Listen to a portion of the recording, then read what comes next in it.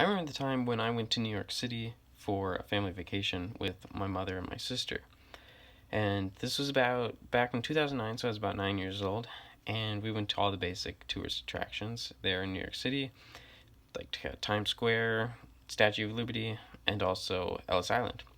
And Ellis Island really hit a lot more closer to home with me. I really took it in a lot more based on the fact that my great great grandparents came to Ireland, to Ellis Island, to get to the United States. And their names are now etched onto the Ellis Island Memorial Wall, which we went and we found their names, took pictures next to it, and I remember taking a step back and really thinking just that this is really amazing, this is really cool, now that they are etched onto this great piece of history. They're being recognized and remembered for their journey to the United States in the 1900s during the immigration time. And it made me think that I should remember these people because they're my family. They brought over values and beliefs that now I hold and spread through my life. And I don't have a picture of my great great grandparents, but this is a picture of Irish immigrants like them coming to Ellis Island, getting off the boat.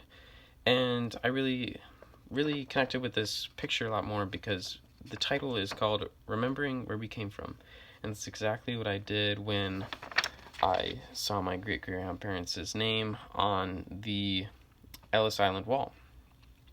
I decided to interview my grandpa for my Path of Life essay because he is the rock on my mother's side of the family who I mainly grew up with because I came from a divorced home, mainly living with my mother. My mom is a lot like my grandpa. She is tough, she's stern, and she really passed on his beliefs that he taught her onto me and my sister. And all these life lessons are mannerisms, believing in our Catholic faith, and really just spreading the Christian love and kindness to everybody. And it really resonated with me because now I'm grown up and now coming to a Christian school, I really value it a lot more than how I may have growing up. I remember asking my grandpa a question during our interview. I asked him what was a key big event that he sees really impacted our family and also more importantly me. And he said it was about the time when he actually thought about things weren't going to work with my grandmother before they got married and had my mom. And that would have really impacted me because he really brought over that Roman Catholic faith that his grandmother, my great-great-grandma, who was on Ellis Island's wall, my grandmother was not as religious as he was. So he brought and really incorporated the very strong religious base with my mother's family, and that was later passed on to me. So it's pretty crazy to think about if they would have separated at that time, my whole life, my whole upbringing would have probably been drastically changed, and I wouldn't be the person who I am today with the values and beliefs that I cherish and share and spread. And now thinking about going to high school, I really had a lot of moments that my upbringing values really played a part in affecting my decisions. I didn't go to a school like the school that the other West and the Wesses in the book, The Other West More, those two went to. I went to the seventh biggest high school in the state, Anoka High School in Anoka, Minnesota.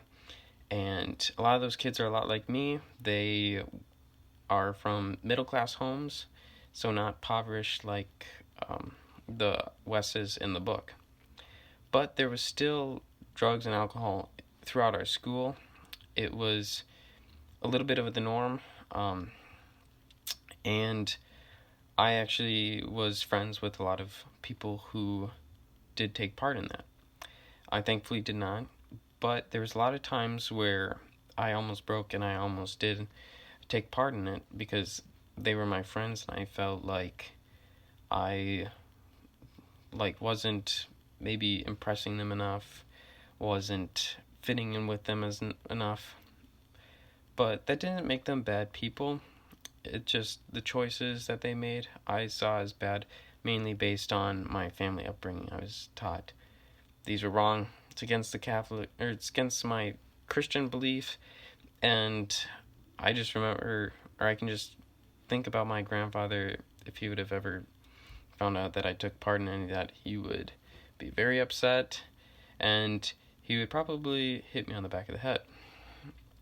And so that was a pretty big life-changing moment in high school. I had a few times where I stayed strong and I did not break under peer pressure at all. And I remembered my family beliefs, values, and stuck with that.